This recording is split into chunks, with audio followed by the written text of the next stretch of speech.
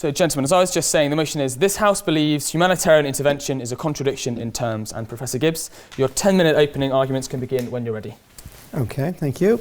Well, I think when one looks at humanitarian intervention, one has to look at the record of what has actually happened.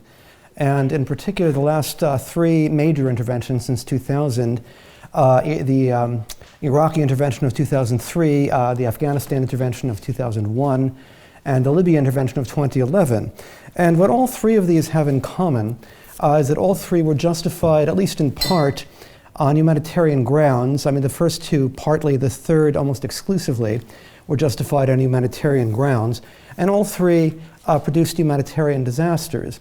This is really quite clear, I think, to anybody who has been reading the newspaper, that these interventions have not gone well at all.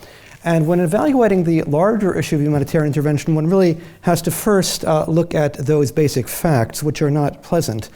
Let me add that it's very surprising to me in a lot of ways, the whole concept of humanitarian intervention wasn't just fully discredited by those experiences, but it is not. We still have calls for other interventions, including in Syria, most notably also there are frequent calls for regime change, essentially intervention in North Korea. I really don't know what is going to happen in the future with North Korea, but if the United States does undertake regime change in North Korea, I will hazard two predictions. One, it almost certainly will be justified, at least in part, as a humanitarian intervention designed to liberate the people of North Korea from a very unwholesome dictator. And two, it'll produce probably the biggest humanitarian disaster since 1945. One of the questions is, why are we not learning from our mistakes? The scale of the failures in these three previous interventions is, in a lot of ways, quite impressive. With regard to Iraq, it's perhaps the best documented failure, I would say. We have the 2006 Lancet study, epidemiologically looking at excess deaths in Iraq, which at that time estimated 560,000 excess deaths. This was published in 2006, so presumably it's much higher by now. There have been other estimates, mostly on par with that one. This is something that is problematic. Certainly things were terrible under Saddam Hussein, that's indisputable, as they were under the Taliban, as they were under Muammar Gaddafi, as they currently are under Kim Jong-un in North Korea. And so we went in and removed from power those three figures, one by one, or I should say in the Taliban, a larger regime, Mullah Omar leading a larger regime, and things promptly got worse. It didn't seem to have occurred to policymakers that things could actually get worse, but they did. Another effect that's worth noting is what I would say is a kind of destabilization of regions. This is particularly striking in the case of Libya, which destabilized much of North Africa, triggering a secondary civil war in Mali in 2013, which was directly attributable to the destabilization of Libya. This required a secondary intervention by France this time to combat basically the instability arising in that country, again justified at least in part on humanitarian grounds. Certainly, one of the things one can say in terms of the effects of humanitarian intervention is that if you are a vested interest in intervention, and that is something you are seeking, it's an excellent idea because it's the gift that just keeps on giving. It keeps on destabilizing regions, producing new humanitarian crises, thus justifying new interventions. That's certainly what happened in the case of Libya and then Mali. Now, if you're interested in humanitarian effect, however, the situation does not look so good. It does not look very positive at all. The very striking thing here is the lack of loss of credibility. I'm very struck by the fact that the people who helped to argue for these three interventions, and by that I don't just mean policymakers, but also academics and intellectuals like myself. I myself didn't argue for them, but many of my colleagues did. And it's rather remarkable to me that there's no expression of regret or acknowledgement they did anything wrong in arguing for these interventions, nor is there effort again to learn from our mistakes and to try and avoid interventions in the future. There's something very dysfunctional about the character of discussion on this topic, where we fail to learn from past mistakes. A second problem with the issue of humanitarian intervention is what some have called the dirty hands problem. We are relying on countries and agencies of those countries which do not have very good records of humanitarian activity. Let us look at the United States and its history of interventionism. If one looks at that, the history of US interventionism, we find the United States as an intervening power was a major cause of humanitarian crises in the past. If one looks, for example, at the overthrow of Mossadegh in Iran in 1953, the overthrow of Allende in Chile in 1973, and I think most striking example, less known one, is Indonesia in 1965, where the CIA helped engineer a coup and then helped orchestrate a massacre of people that led to about 500,000 deaths. It's one of the really great massacres post-1945, yes, indeed, on the scale of what happened in Rwanda, at least approximately. And that was something caused by intervention. And, an obvious question, one could also go into the issue of the Vietnam War and look, for example, at the Pentagon Papers, the secret Pentagon study of the Vietnam War. And one does not get a sense of the United States as either a gentle power or a particularly humanitarian one, and the effects certainly were not humanitarian in any of these cases. There's the larger issue, perhaps, of human rights violations by the agencies of state that are involved in intervention in the United States. We now know from declassified documents that both the uniformed military and the CIA were responsible in the 50s and early 60s in conducting radiation experiments on unsuspecting individuals, doing things like going around and having doctors working for the military, injecting people with radioactive isotopes, and then tracking their bodies over time to see what effects it had and what kind of illnesses it caused them, without telling them, of course. The CIA had very disturbing mind control experiments, testing new interrogation techniques on unsuspecting individuals with very damaging effects. One of the scientists involved in the radiation studies commented in private, again this is from a declassified document, that some of what he was doing had what he called the Buchenwald effect. And one can see what he meant.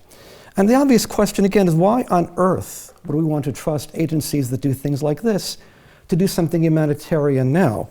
Now, this is of course long ago, but the fact that we now use the term humanitarian intervention does not make it a magical phrase and does not magically erase this past history, which is relevant and has to be taken into account. I do not want to focus excessively on my own country. After all, other states have done other disturbing things. One could look at the history of Britain and France, let us say, with colonial and post-colonial interventions. One does not get a picture of humanitarian activity, quite the contrary, I would say, either in intent or in effect. Now, I think one of the issues that finally has to be noted is the cost of humanitarian intervention. This is something that is rarely taken into account, but perhaps should be taken into account, especially since the record of results is so bad in terms of humanitarian effect. The cost of military action, generally speaking, is extremely expensive. Amassing division-sized forces, deploying them overseas for extended periods of time cannot be done except at extreme expense. In the case of the Iraq War, what we have is what has been termed the $3 trillion war. Joseph Stiglitz of Columbia and Linda Bilmez estimated in 2008 the long-term cost of the Iraq War at $3 trillion. Those figures, of course, are obsolete because that's over 10 years ago, but $3 trillion is quite a lot when you think about it. In fact, it's greater than the combined gross domestic product of Great Britain at the present time. And one wonders what kind of wonderful humanitarian projects we could have done with $3 trillion rather than wasting it in a war that did nothing but kill several 100,000 people and destabilized a region. And these wars are not over, of course, in either Libya, nor Iraq, and nor Afghanistan. Afghanistan is nearing the end of its second decade of war, and in the second decade of US intervention. This may very well run into being the longest war in US history. If it not already is, it depends how you define longest war, but it's certainly getting up there. One can think of all sorts of things that could have been done with some of this money. For example, vaccination of children who are under-vaccinated. 2 minutes, is that right? 1 minute. One could think of people who don't have enough medicines, including in my own country, the United States, where many people would go without proper medicines. You cannot, as economists know, you have opportunity cost. If you spend money on one thing, you may not have it available for another. And I think what we've been doing is overspending on intervention, again, with no significant humanitarian results, or very few that I can discern. I guess I'm very impressed by the medical analogy here. and the medical emphasis. And that's, of course, I've titled my book, First Do No Harm. And the reason is that in medicine, you don't just go and operate on the patient because the patient is suffering. You have to do a proper analysis of whether or not the operation will be positive or negative. An operation can, of course, hurt people. And in medicine, sometimes the best thing to do is nothing. And perhaps here, the first thing we should do with the humanitarian crises is not make them worse, which is what we've done. Thank you.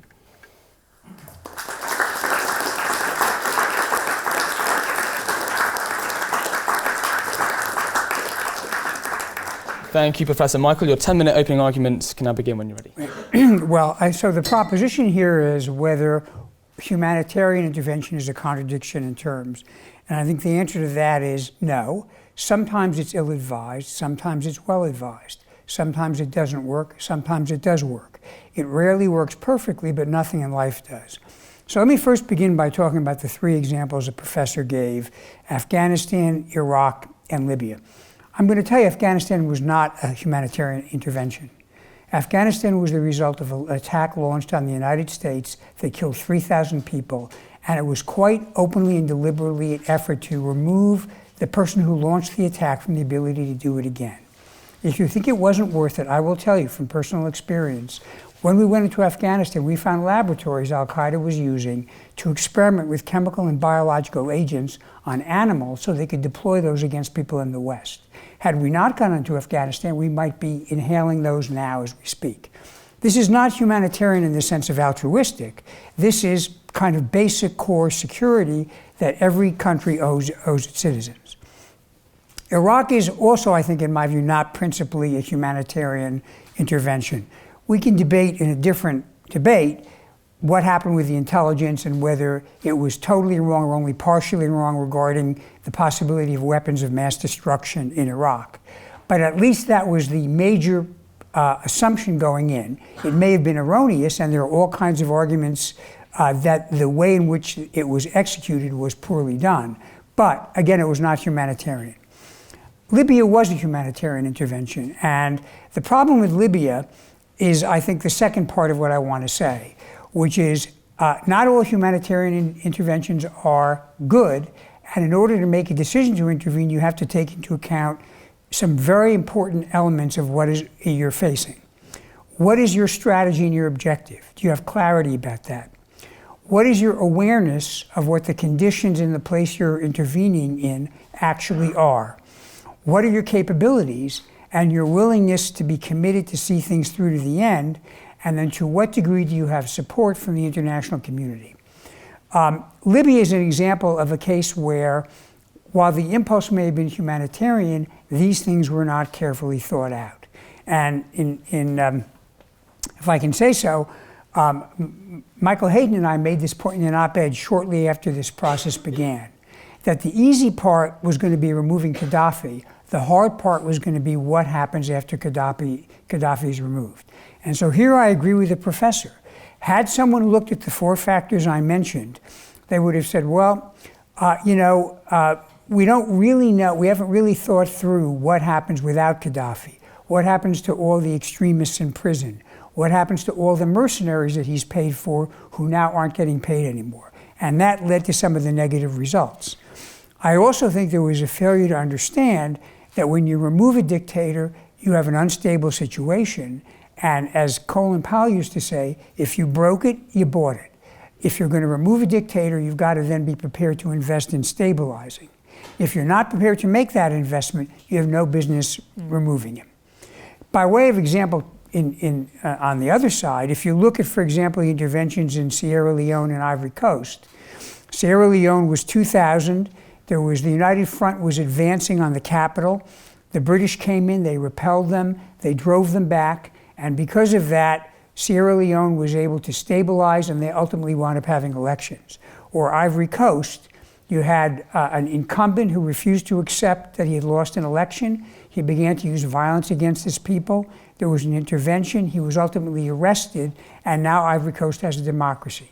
So again, there are ways to do a humanitarian intervention that can be successful, but not if you don't pay attention to the four characteristics I talked about. Now let me give you an example from something that we are literally facing today, and that is what is going on in Syria. And let's ask the question whether a couple of years ago, before the Russians got deeply involved, before the Iranians got deeply involved, whether an intervention would have made a difference in saving literally tens of thousands of people from being killed, innocent civilians with bombs and chemical weapons, as well as a huge mass migration crisis. And I think the answer is, had we done in Syria what we did in northern Iraq in 1991, established a no-fly zone and a no-go zone for Assad and his people, and if we had done it early, we might have averted what we now see unfolding, continuing to unfold in the region. So I'm going to now look at it from the other lens. What happens when you don't intervene, as I suggested we might have done in Syria? Well, not only do you have a humanitarian crisis, you have a security crisis. Because as a consequence of not really enforcing any of the rules I've talked about, and notwithstanding the fact that President Obama said there was a red line about chemical weapons, and then the line disappeared when the chemical weapons were used, because of the fact that we didn't enforce these humanitarian measures, we had not only many deaths, but we literally had an upheaval that has now reached into the heart of Europe. The reason the EU is now having a crisis about migration is because, and perhaps with some intent, the Russians, as well as the Syrians, deliberately acted to drive civilians out of the country and force them to go elsewhere. Many of them now in Jordan and putting a strain on Jordan, but many of them trying to get into Europe. And I have little doubt that Putin understood or quickly recognized, even if it was not his original intent, that once you create a migration crisis, you are creating a disorder and dissension within your principal adversary, which is Europe, and that has a destabilizing effect, the consequences of which we continue to see today. And so one of the things I want to say, to be honest, is when we talk about humanitarian intervention, there is often an altruistic dimension to it, but frankly, there is also a self-interested dimension. Places of disorder are places where terrorists operate, and you've seen ISIS, until quite recently, had territory in parts of Syria and parts of Iraq that were not properly governed. It creates migration crises and similar crises, which then have an impact on the stability and the good order of the rest of the world. And it also creates grievances and desires for payback that often result in cycles of violence that continue over and over again. And you see that in Rwanda. So my bottom line is this. Not all humanitarian interventions are warranted. Not all humanitarian interventions are properly thought out and properly executed. But by the same token, not all of them are wrong or improperly executed. And again, I'll go back to 1991 and the no-fly zone and no-go zone in Kurdistan as an example of one that worked. The key is this. Be clear why you're going in. Don't underestimate the cost of what you're undertaking. Have the capabilities and the commitment to see that you can handle those costs and achieve the result that you set out for yourself. Make sure you are aware of the conditions on the ground so you make a rational assessment. And finally, get international support. Don't go it alone. I think in those circumstances, humanitarian intervention can not only be successful, but it can save a lot of lives and make our world more secure. Thank you.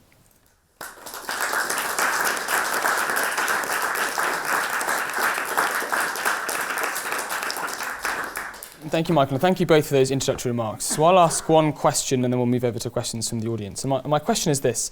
You both cited a number of historical examples, but would you say it's a fair assessment that practically the problem is that there can never be a sufficient long-term plan, sufficient well-intentions, sufficient benevolent motivations, or sufficient harm analysis to counter the fact that individual organisations and international organisations are fallible and they will always make mistakes? And it is the fallibility of those groups that means humanitarian intervention has to be a contradiction in terms.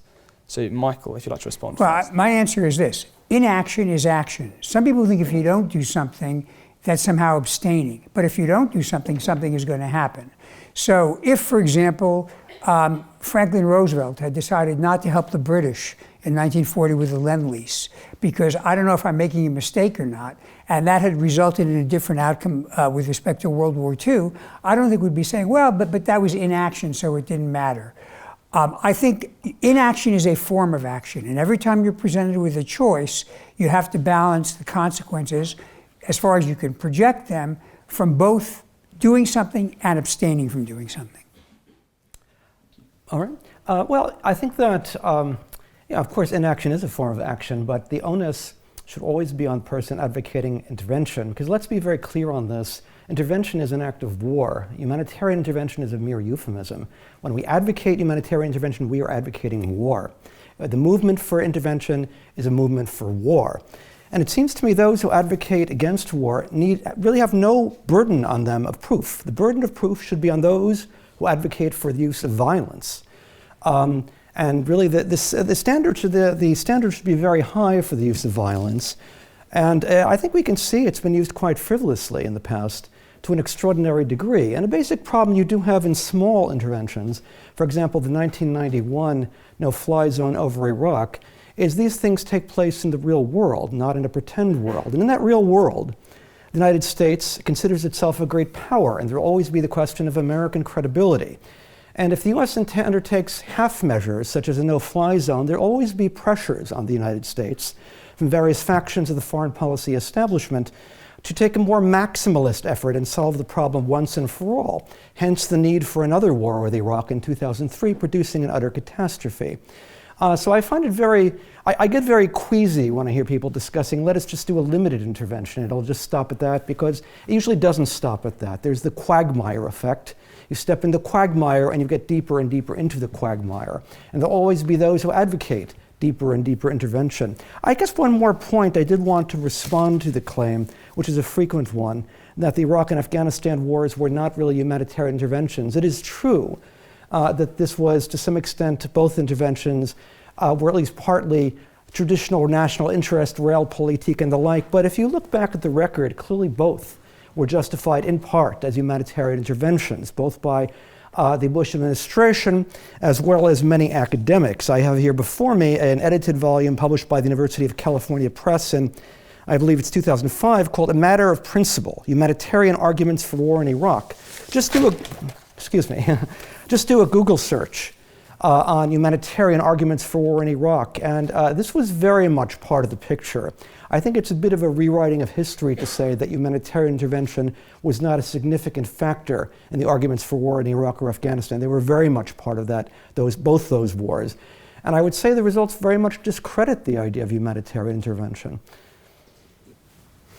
Thank you. So now we'll move over to points from the audience. So if you have a question of introduction, put your hand up. Wait for the microphone to be brought to you, but I'll remind you that it's to be addressed equally to both sides. So so we'll go to the hand in the back. So pointed at both of you. What do you think about sort of the statement that humanitarian interventions kind of work when a sovereign nation is attacking another sovereign nation? Because with the breakup of Yugoslavia, a lot of people see the intervention there as successful, or Saddam's invasion with Kuwait and the West supporting Kuwait and liberating it and preventing Saddam from invading. Those were seen as successful, whereas things like Syria, if we had gone in, could have been a disaster. Iraq, Afghanistan, those were sovereign nations that were, well, not, I guess Iraq and Afghanistan weren't having a civil war, but they were a nation within themselves which didn't have, in our view, a favorable regime. Same with Syria, for many people. And that's why Iraq and Afghanistan, for many people, are seen as complete and utter failures and a waste of time, and trillions wasted, hundreds of thousands of lives lost for nothing. So would you say that's a good assessment or a good statement to make, that if a sovereign nation is invading one? Anyway, yes. Thank you. Professor, if you'd like to go first. Do I start? Yes. All right. Well, I think that there is widespread perception the interventions in the former Yugoslavia, notably Bosnia and Herzegovina in 1995 and in Kosovo in 1999, were examples of successful humanitarian interventions. For what it's worth, much of my career has been attempting to refute that. The book I've written on the topic was largely a claim that these were not successful humanitarian interventions. I believe the record shows, the declassified documents we have available to us at this time, that there's a high likelihood that both of these conflicts could have been settled much earlier. In the case of Bosnia, probably this conflict might never have even started. I think that the problem you have here is that the whole rhetoric of humanitarian intervention is so much presented as a moral crusade that a negotiated settlement or any compromise settlement is seen as a sellout, a moral failure, and international forces that try and broker a compromise settlement are modern-day versions of Neville Chamberlain. And as a result, basically, you can get years of warfare, and this is exactly what happened in Bosnia and Kosovo. In the case of Bosnia, there was an agreement among the three constituent ethnic groups of Bosnia, the Muslims, the Serbs, and the Croats, brokered by the United European Community, it was called at that time, in Lisbon, under a Portuguese diplomat named José Coutinho. And all three of them signed the agreement. Signed, I should say, a preliminary version of the agreement. It was not a completed agreement as yet.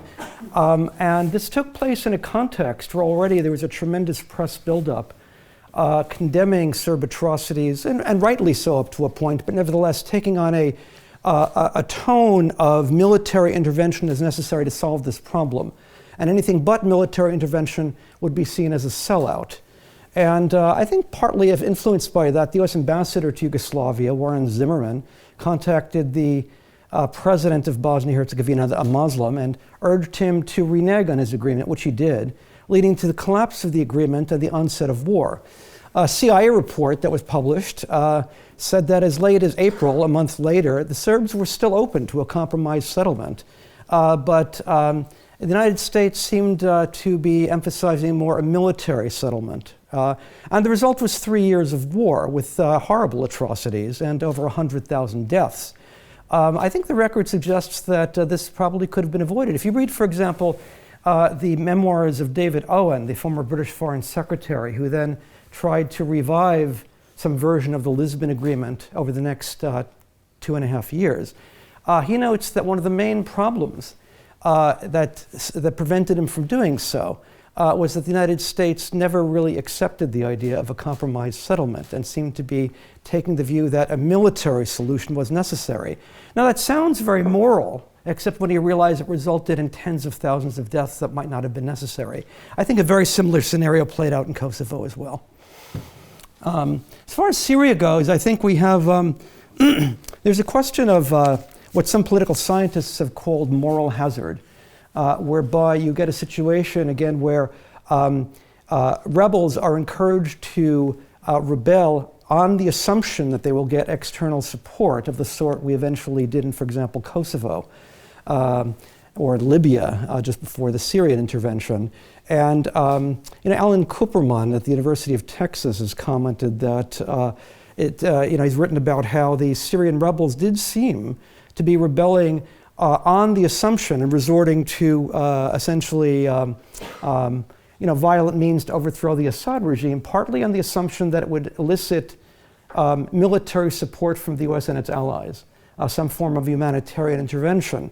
And the problem with that is, just look at Syria now, hundreds of thousands of deaths later, and what has it accomplished? Nothing. Perhaps it would have been better if we had never encouraged the Syrian rebels in the first place, when the United States was not prepared to undertake a real full intervention. And let us say hypothetically the United States did do a full intervention, sent in 100,000 troops, as the United States did in Iraq, and decisively defeated the Assad dictatorship. Well, we could have another Iraq on our hands, and maybe another $3 trillion war, another Iraq-style disaster. So it seems to me, perhaps in these types of wars, very often the best thing to do is, if you can achieve a negotiated settlement, and if not, basically do nothing. Because again, nothing can often be better than the alternative, which can be much worse. Thank you. Michael Johnson. Of course, nothing can also be worse, depending on what, and that's part of the challenge here. In retrospect, it's always possible to say, oh, it would have been better to do something, plan B, but when you're living it, you don't have a guide like that. I'll go back to Afghanistan, which I would insist to you was not really about humanitarianism, although understandably people said the Taliban are bad people, so if we can remove them, that's a better thing for Afghanistan. But this was very simply You had a platform that had been used to kill Americans. The people who were getting safe haven there continued to say, we're going to do it again and again. The Taliban embraced him and did not kick him out. That is what we call self-defense. And that is what every country has a right to do. And as I've indicated, at the end of the day, we did find the laboratories, the training camps, and all the other paraphernalia that allowed al-Qaeda to carry out its attack on 9/11.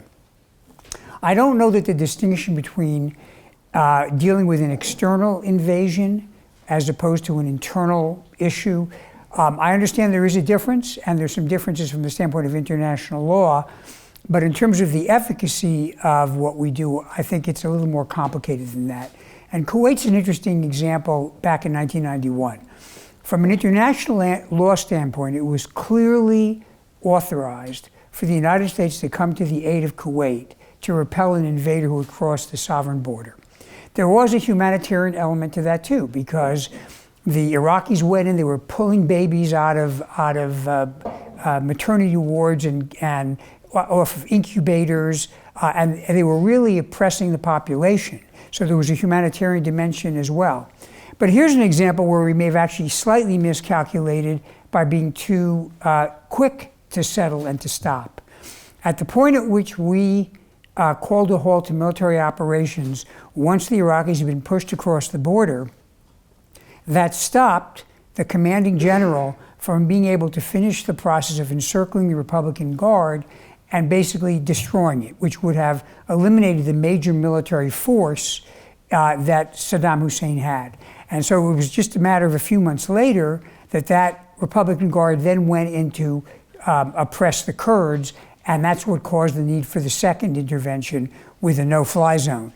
And by the way, just to explain why there was a real concern about what he had done with the Kurds, he did actually use chemical weapons in 1988 against the Kurds. So, and that is a clear red line, and both from a legal and a humanitarian standpoint. If you look at Syria, and again, I'm not going to debate the fact that these are not easy answers, and that there are complicated calculuses that have to be undertaken. Sometimes, and I think the professor is right, you've got to be careful not to be encouraging people to think you're going to come to their aid if you're not going to do it. And one of the criticisms about President Obama's red line was it looked as if the U.S. was prepared to do something, and then in the event, the U.S. said, oh, you know, guess what? We've decided it's not really a red line after all. And that does run the risk of encouraging people to rise up or to take action with a mistaken belief that we have their backs. So you have to calibrate at all levels of what you do. Sometimes you run the risk of saying or doing too much. Sometimes you run the risk of saying and doing too little. But I'll come back to my original point. If we had, at the point at which the country started to become unstable and outsiders started to get involved in the process, particularly targeting civilians, if we had intervened with UN support to have safe havens and no-fly zones, we could have significantly reduced the amount of civilian deaths that came out of and continue to come out of the war in Syria.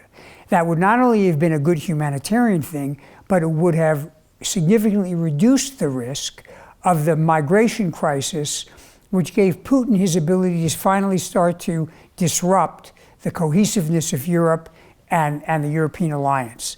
So my answer is, I want to be quite clear, and I know the commentators after the fact always have their vision of what they're doing, you know, the people who write in articles. But when you're actually making the decision, and I've been there and been involved in making decisions, it's never 100% clear. You've got to weigh these factors, and you've got to balance them, and you've got to recognize, as the professor says, sometimes you can't achieve 100% of your goal, so a reasonable compromise that stabilizes things may be the best you can get. That is the messy, real world in which we continue to live. Thank you, Michael. Now let's move to another question from the audience. Yeah, let's move to the hand. Yeah, the hand here. You, madam. You.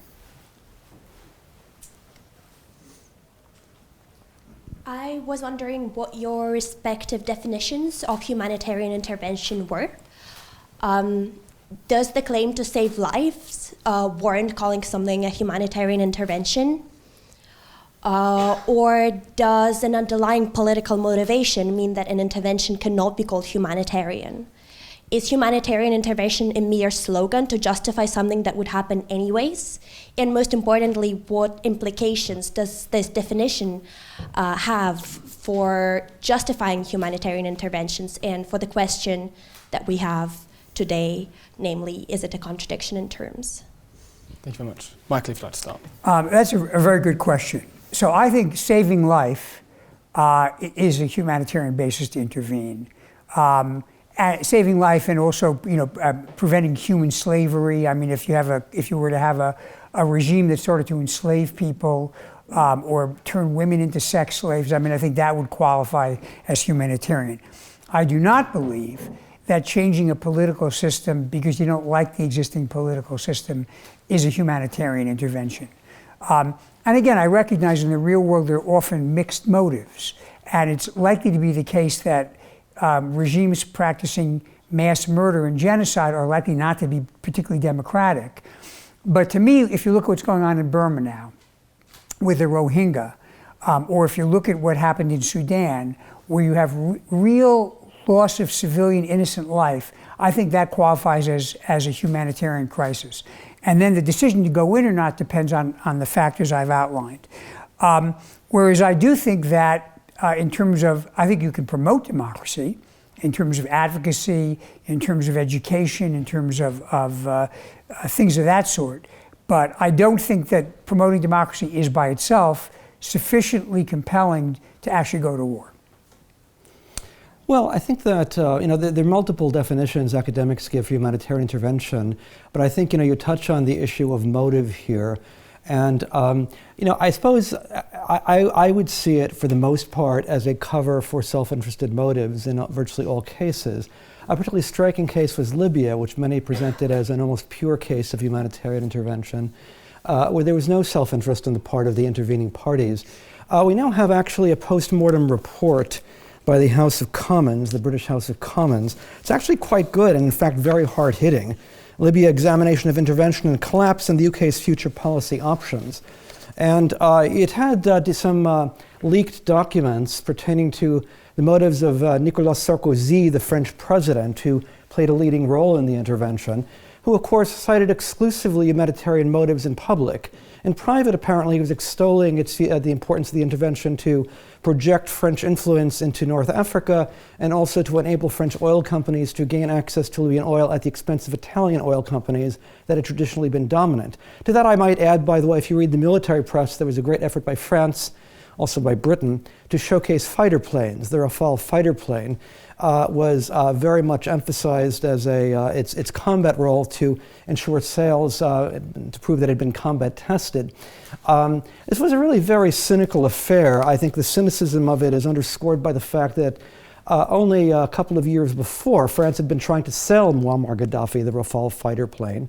So obviously they weren't all that offended by his oppression, his torture of his own people and the like, as the United States wasn't all that offended. After all, Gaddafi had been participating in an extraordinary rendition when the United States wanted to torture people and wanted to go beyond mere simulated drowning, waterboarding, as we'd called it in the United States, wanted to inflict really punishing torture. The United States would often ship them to Libya and have Gaddafi do it for us. Now, all of this basically suggests something other than humanitarian motive and suggests that the humanitarian motive was largely a pretext, which I think it was. I think an even additional motive for the United States, a critical one, is often finding a new justification for NATO. If you look at Kosovo, for example, the intervention in Kosovo, I suspect coming up with a new justification for NATO was probably the principal objective. And so the way I would look at this is it's very difficult to take a serious look at the recent humanitarian interventions and conclude they were humanitarian in anything other than, a nice-sounding phrase. And that the real objective was much more traditional conceptions of national interest, as well as in some cases, even more dubious things like selling weapons and so on, showcasing one's fighter planes.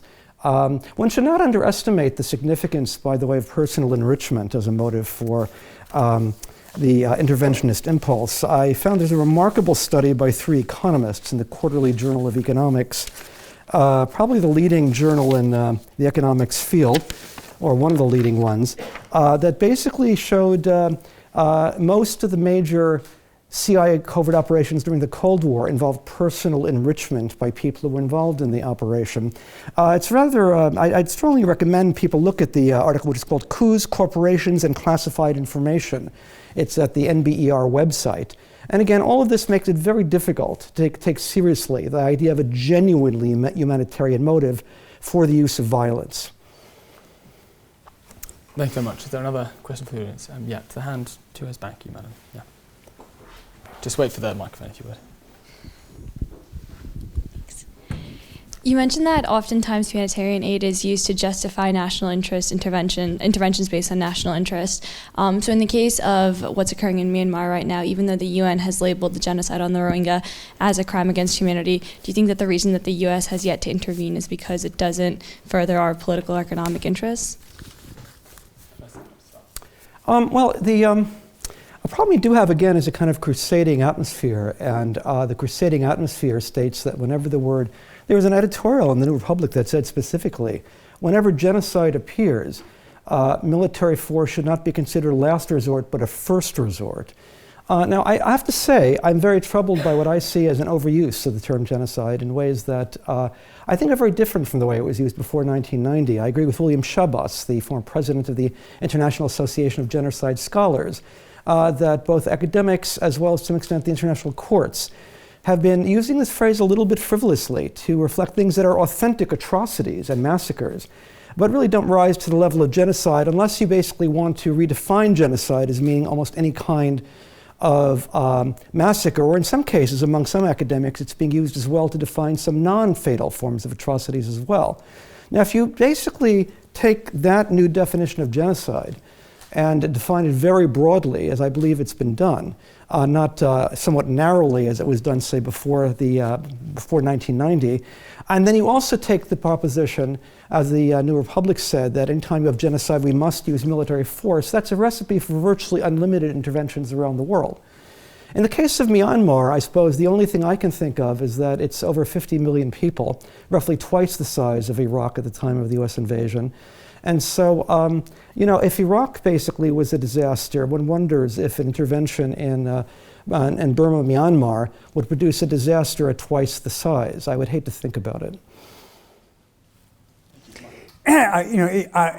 First of all, I do think what's going on there, whether you want to characterize it as a genocide or just, crimes against humanity, what they're doing to the Rohingya is obviously a serious humanitarian problem. I think realistically, there's an allergy in the U.S. now after Iraq, to getting involved in any kind of military activity. And we saw that not only under the current administration, we saw it under the Obama administration as it comes to Syria. Depending upon the exact conditions on the ground, again, having a no-go or no-fly area might be something that would save lives and would minimize some of what's been going on. But I think realistically, as I say, there's a kind of a reaction in the other direction because of the war in Iraq. And also what I can't tell you, because I haven't studied it, is what the practical ability is to meet the conditions that I've said you need to evaluate before you go in. Do we have a clear sense of what the end game is? Do we have the capabilities to get there? Do we have international support? So, again, I guess my mantra over and over here is sometimes humanitarian interventions work, but sometimes they don't. And that's why you have to make a case-by-case analysis. I would often say this, there are mixed motives for everything. I can find, probably some of the people who were urging us to go to war against Germany in World War II had some mixed motives. Does that mean we were wrong to fight the Germans and you could be speaking German now instead of English here? The fact is, mixed motives don't discredit something that is valid based on the overwhelming objective and the morality of what you're trying to do. And the fact that some people may before or after have their own private agendas, I don't think discredits that, because in human existence, almost everything is a blend of motives, particularly when you have decisions by a large group of people. Thank you. Let's go to the hand.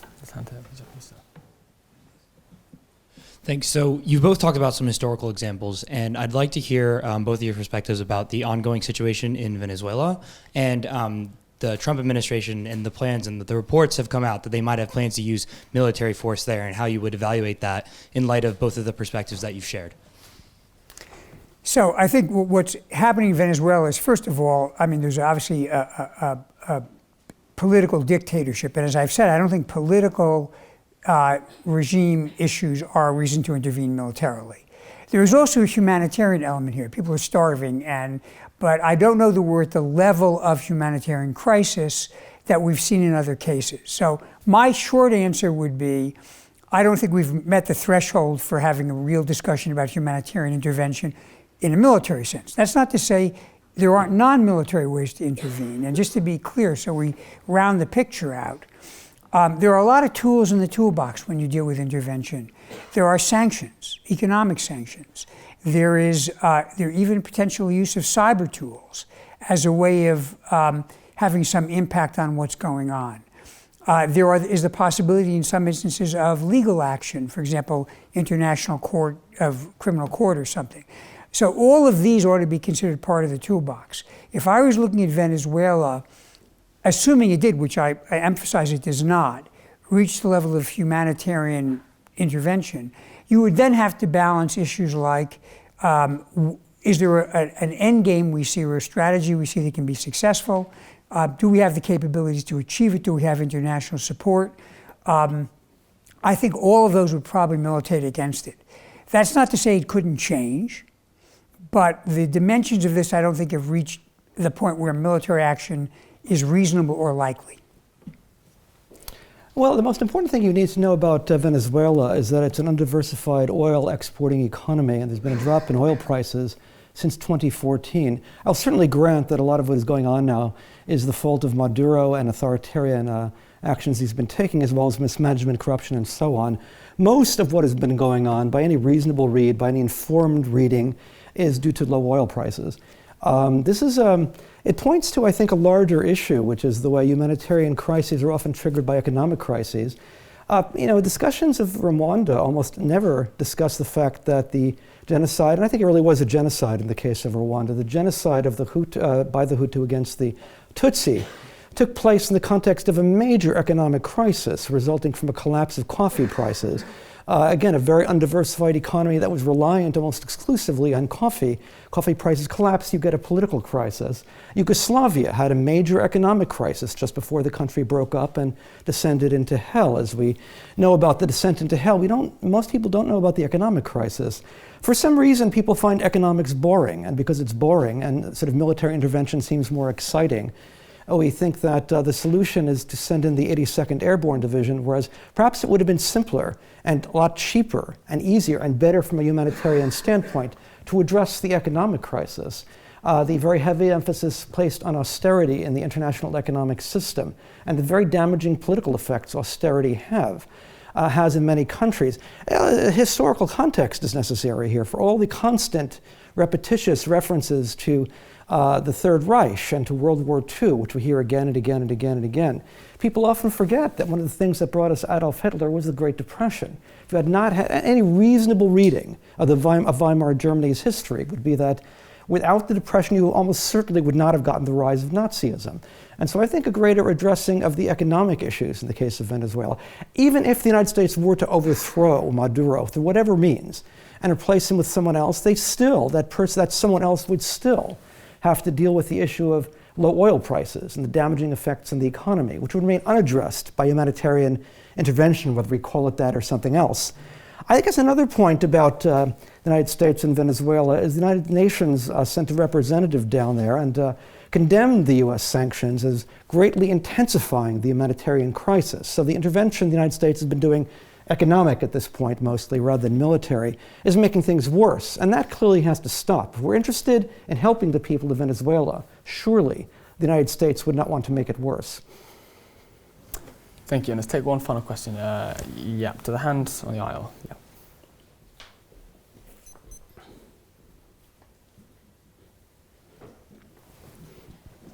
Humanitarian crises often involved a conflict, as you mentioned, between issues including state sovereignty, state defense, and then the human rights issues within the states themselves. Now, even within the US Charter, there's this conflict between the right to use force if there's a threat to the peace or if there's use of aggression, and then the inherent right of state sovereignty and other states' use of basically non-intervention in other matters. Now, given then this conflict between specifically the three areas of state sovereignty, the rights of other states for their own self-defense, and human rights issues at the heart of this problem of humanitarian crises, do states have a right to intervene to protect human lives, or should the onus always be on there being a sufficient need for states to then demand external support?